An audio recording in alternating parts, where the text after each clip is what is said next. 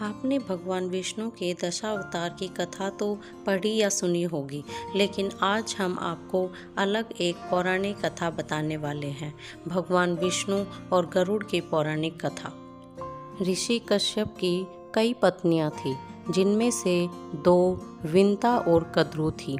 ये दोनों ही बहनें थीं जो एक दूसरे से ईर्ष्या रखती थीं। दोनों के पुत्र नहीं थे, तो पति कश्यप ने दोनों को पुत्र के लिए एक वरदान दे दिया।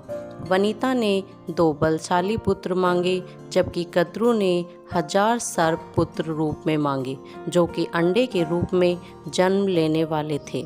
सर्प होने के कारण कद्रु के 1000 बेटे अंडे से उत्पन्न हुए और अपनी माँ के कहे अनुसार काम करने लगे। दोनों बहनों में शर्त लग गई थी कि जिसके पुत्र बलशाली होंगे, हारने वाले को उसकी दास्ता स्वीकार करनी होगी। इधर सर्प ने तो जन्म ले लिया था, लेकिन विंता के अंडों से अभी कोई पुत्र नहीं निकला था। इसी जल्दबाजी में विंता ने एक अंडे को पकने से पहले ही फोड़ दिया। अंडे से अर्ध विकसित बच्चा निकला, जिसका ऊपर का शरीर तो इंसानों जैसा था, लेकिन नीचे का शरीर अर्धपक्व था, जिसका नाम अरुण रखा।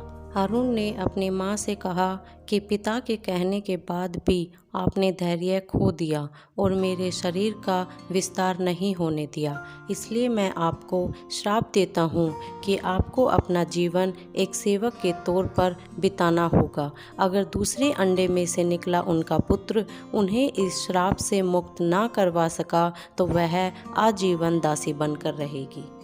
भय से विंता ने दूसरा अंडा नहीं फोड़ा और पुत्र के श्राप देने के कारण शर्त हार गई और अपनी छोटी बहन की दासी बनकर रहने लगी। बहुत लंबे काल के बाद दूसरा अंडा फूटा और उसमें से विशालकाय गरुड़ निकला, जिसका मुख पंछी की तरह और बाकी शरीर इंसानों की तरह था। हालांकि उनकी पसलियों से जुड़े उनके विशालकाय पंख भी थे। जब गरुड़ को यह पता चला कि उनकी माता तो उनकी ही बहन की दासी है और क्यों है, तो उन्होंने अपनी मौसी और सर्पों से इस दासत्व से मुक्ति के लिए शर्त पूछी। सर्पों ने विंती की दास्ता की मुक्ति के लिए अमृत मंथन से निकला अमृत मांगा। अमृत लेने के लिए गरुड़ स्वर्गलोक की तरफ तुरंत निकल पड़े। देवताओं ने अमृत की सुरक्षा के लिए 3 चरणों की सुरक्षा कर रखी थी। पहले चरण में आग के बड़े पर्दे बिछा रखे थे, दूसरे में घातक हथियारों की आपस में घर्षण करती दीवार थी और अंत में 2 विषैले सर्पों का पहरा। वहां तक भी पहुंचने से पहले देवताओं से मुकाबला करना था। गरुड़ सबसे भिड़ गए और देवताओं को बिखेर दिया।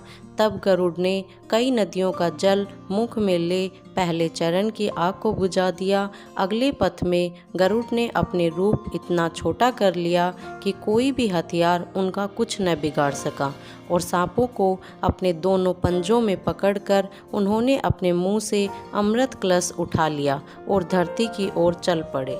किंतु तभी रास्ते में भगवान विष्णु प्रकट हुए और गरुड़ के मुंह में अमृत कलश होने के बाद भी उसके प्रति मन में लालच न होने से खुश होकर गरुड़ को वरदान दिया कि वो आजीवन अमर हो जाएंगे।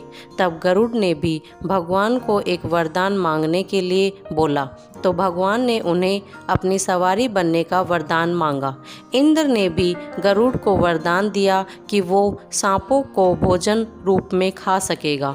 इस पर गरुड़ ने भी अमृत सकुशल वापसी का वादा किया। अंत में गरुड़ ने सर्पों को अमृत सौंप दिया और भूमि पर रख कर कहा कि यह रहा अमृत कलश। मैंने यहाँ इसे लाने का अपना वादा पूरा किया और अब यह आपका हो, लेकिन इसे पीने से पहले सभी स्नान करें तो अच्छा होगा। जब वे सभी सर्प स्नान करने गए, तभी वहां अचानक से भगवान इंद्र पहुँचे और अमृत कलश को वापस ले गए, लेकिन कुछ बूंदें भूमि पर गिर गई जो घास पर ठहर गई थी। सर्प उन बूंदों पर झपट पड़े, लेकिन उनके हाथ कुछ न लगा। इस तरह गरुड़ की शर्त भी पूरी हो गई और सर्पों को अमृत भी नहीं मिला।